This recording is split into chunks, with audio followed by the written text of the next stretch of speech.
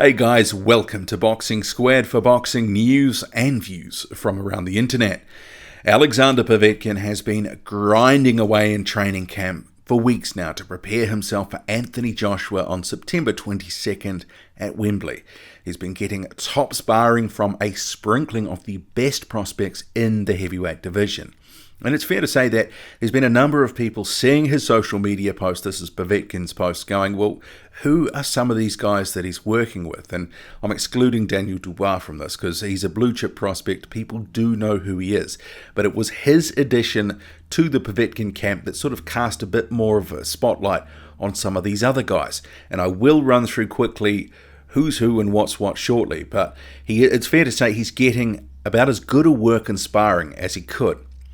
But I'll just first say that it's certainly an understatement to say that the Russian is a massive underdog for this upcoming fight, largely written off by many fans and the bookies alike. And that's despite his standing as one of the best heavyweights of the past decade and the danger that he does have with his power punches, especially his left hook.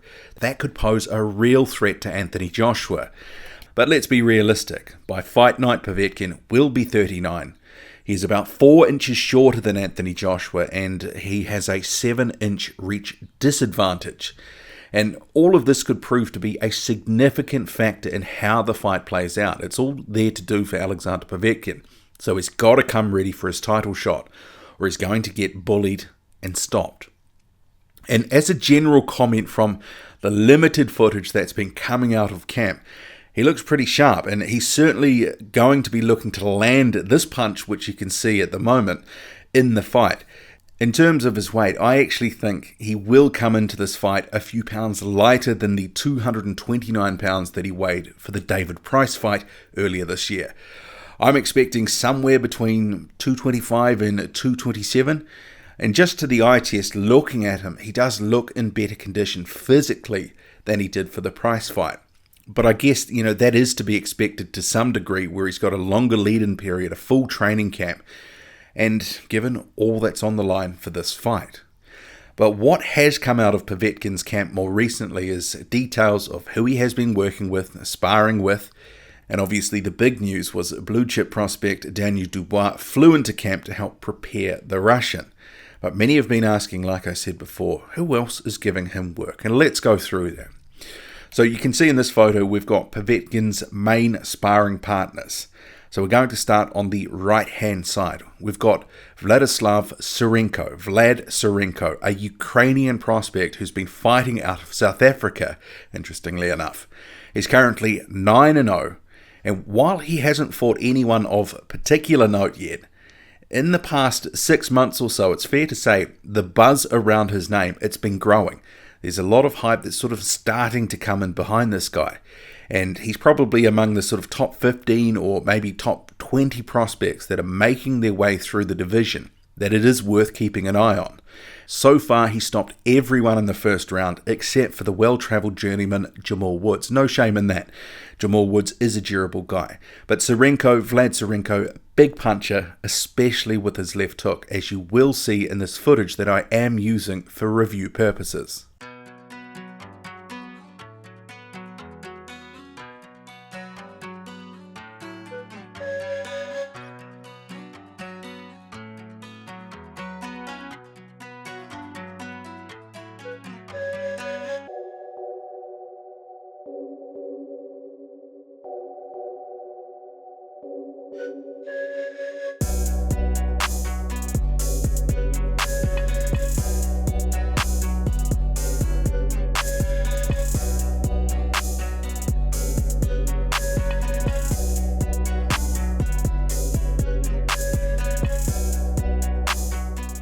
Okay, so let's move to the far side of the photo, the left-hand side. So this guy, this behemoth on the left, he's another Ukrainian prospect, Alexander Zokozy, who's a massive 6'9" and is currently 8-0.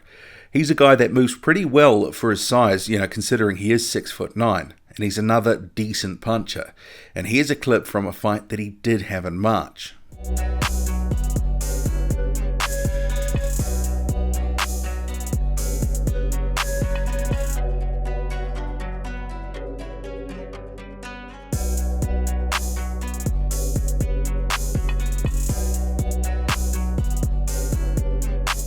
Okay, so second to the left in the photo is 6'4" Croatian Peter Milas, who is currently 12-0. And if you haven't seen this guy fight before, you probably have heard his name. It might sound familiar, as his last 2 wins have been over Francesco Pianetta, who was just in the ring with Tyson Fury, and also well-travelled former top contender, now sort of well-travelled journeyman, Kevin Johnson. So Milas, he became only the second man to actually stop Kevin Johnson. But the caveat with this is it was due to a cut. But I'll play this clip now, and as you can see, he's got pretty fast hands. He moves pretty well.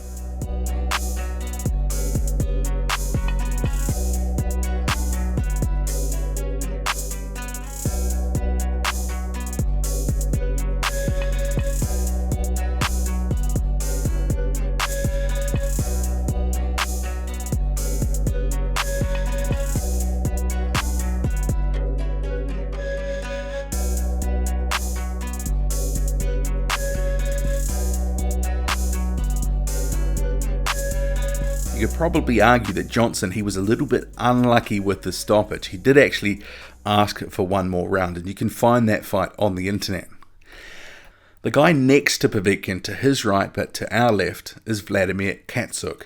He's another Ukrainian. So there's 3 Ukrainian fighters that are currently in Alexander Povetkin's training camp sparring him. But this guy, he's actually still an amateur. But that doesn't mean that he's no good. He's got a fair degree of pedigree behind him at the amateur level. But he's also previously been in camp with Vladimir Klitschko. And that was actually to prepare Klitschko for the Joshua fight. So you'd imagine Povetkin and his team, they're trying to exact and glean whatever information that they can from Katsuk about, how he helped prepare Vlad for the Joshua fight. And Vlad, he looked pretty good in that fight.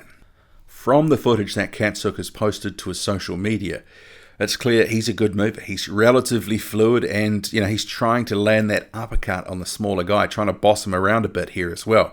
And you can well imagine that that's something that Anthony Joshua is going to attempt to try to do to Alexander Povetkin when he's coming in, try to land that uppercut, try to assert himself physically over the smaller man. The other guy in shot, as we all know, is Daniel Dubois. He's a recent addition to the training camp, giving Povetkin some work. He's a big puncher who'll no doubt be giving Povetkin some very heavy work. He's very heavy-handed, especially with that right hand. So all in all, I think Alexander Povetkin and his team, they've done very well to assemble this level of talent to work him over in sparring. And that's what they will be doing. And you can kind of see, just judging by the reddening of Povetkin's face, he's been getting the treatment from these guys. And we haven't heard what the setup is in terms of, is he sparring every second day or is it 2 times a week or whatever. But, what is clear is, it won't be easy on Povetkin. Each guy's probably going 2 or 3 rounds at a time, one after the other. They're fresh. Povetkin is starting to fade. It's not going to be easy. But then again, neither will be fighting Anthony Joshua. But from the limited footage and news that is coming out of Povetkin's camp, he is working extremely hard, and I would expect that to translate in some way in his performance against Joshua. But ultimately, whether that's enough to trouble Joshua is a whole nother question, because it is going to be different, and there's a reason Anthony Joshua is the favourite here.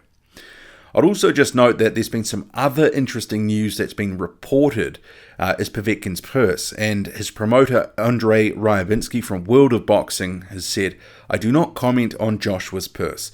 Alexander's purse is not a secret. The total amount before deductions will be $4 million. I guess that leads to the question, does that mean that Anthony Joshua's purse is 12 million? Because if you were to go on the mandatory and challenger situation split of 75-25, could be 12 million. But it is unclear if we are actually talking in American dollars or are we talking pounds, because 4 million pounds is closer to $5 million.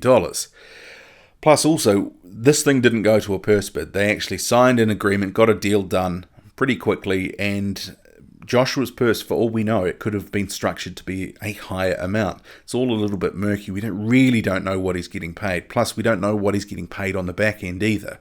But whatever it is, even if it was 12 million pounds or $12 million, it's ridiculous money, whatever the case. But in terms of Alexander Povetkin's sparring partners, we've got, some top prospects in his camp, giving him some work, trying to work him over, prepare him for Joshua. Is this the sort of work that will prepare him for Joshua? What do you make of it all? Is he going to be the better for it, or will it still be all in vain? Drop a comment, loud and often. Hit like, hit subscribe. Follow me on Twitter, boxing_squared. I'm out.